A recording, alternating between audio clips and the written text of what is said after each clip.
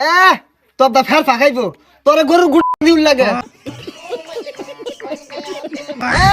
তোর দ্বারা কইতে বলা কিছু কইবে না ফের ফাঁকাইব আই তুই এবার গরুজন মানুষ করলি গা না না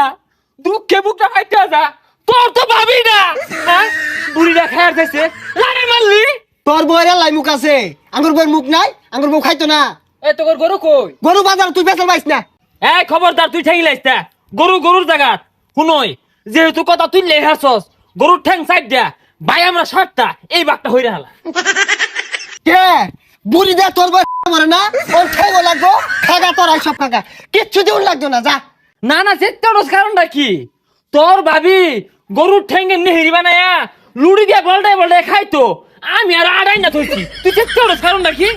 শুন সর ভাই ওটা তো আমার ভাবি না ওটা 16 গোড়া মেশিন দিতেই নাই না না আমি তো কোনো কুরবানি